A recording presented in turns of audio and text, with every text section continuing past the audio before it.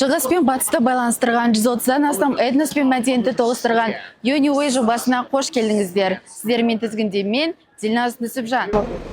Алдыңғы бөлімде біз академиялық ұтқырлыққа қалай тапсыру керектігін кезең-кезеңмен қарастырдық. Ал енді теориядан тәжірибеге көшейік. Бұл бөлімде академиялық ұтқырлыққа қатысқан студенттердің нақты тәжірибелерімен танысамыз.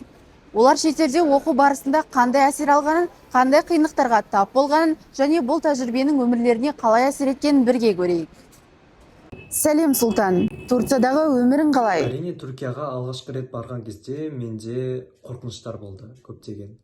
Бірақ сол жаңа ортаға үйреніп, мен өзімді еркін сезіне бастадым. Ал ең ұнағаны ше? Бұл тәжірибе маған жалпы көптеген мүмкіншіліктер әкелді.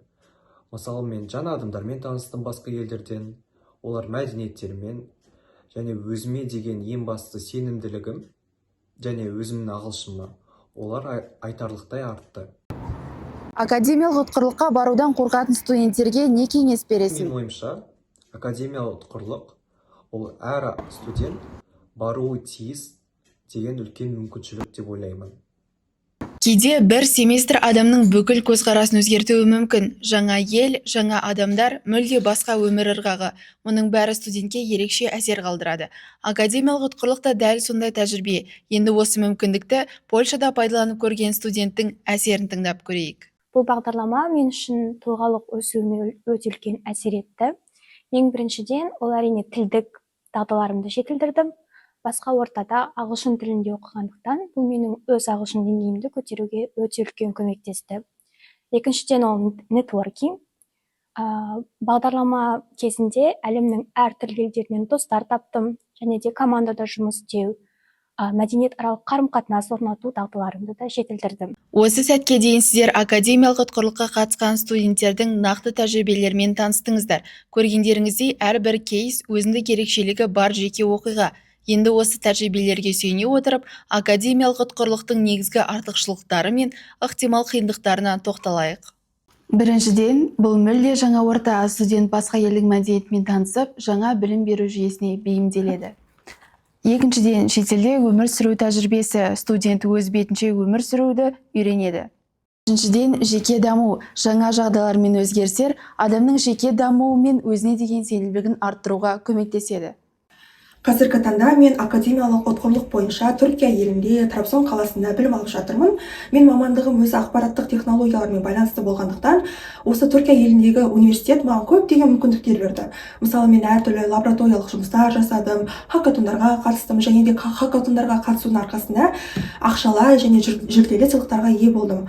Онымен қоса, мен Түркияда оқу арқылы әртүрлі елден жиналған адамдармен достастым, әртүрлі достар таптым, және солармен қарым-қатынас жасап, араласу арқасында мен тіпті түрік тілін және де басқа да тілдерді дамытқан сияқтымын. Академиялық ұтқырлық барысында белгілі бір қиындықтар да кездесуі мүмкін. Ең алдымен бұл бастапқы қорқыныш. Жаңа елге бару, бейтаныс ортаға түсу және белгісіз жағдайлар студентке психологиялық тұрғыдан әсер етуі мүмкін. Жалпы бұл бағдарлама мен үшін өте пайдалы әрі есте қаларлық тәжірибе болды, себебі ең алдымен мен халықаралық оқу ортасын көрдім. Бізге сабақ берген профессорлар өте білімді, өз саласының мамандары болды. Олардан тек қана теория ғана емес, сонымен қатар болашақта керек болатын көптеген пайдалы білім алдым. Келесі маңызды фактор тілдік кедергі. Кейбір студенттер үшін шет тілінде еркін сөйлесу алғашқы кезеңде қиындық тудырады.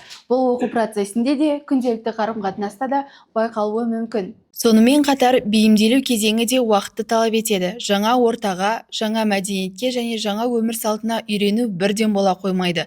Бұл кезеңде студент түрлі қиындықтармен бетпе-бет келеді. Көріп отырғандарыңыздай, академиялық ұтқырлық тек білім алу ғана емес, бұл үлкен өмірлік тәжірибе. Белгілі бір қиындықтар болуы мүмкін. Жаңа орта, тіл, бейімделу. Бірақ дәл осы кезеңдер адамды шыңдайды. Ең бастысы, бұл тәжірибе адамды түбегейлі өзгертеді.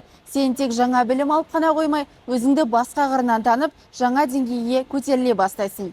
Егер саған осындай мүмкіндік берілсе, міндетті түрде пайдаланып көр. Сіздермен бірге болған мен, Дильназ Нүсіпжан, Uniway сенің мүмкіндігің. Бізбен бірге бол.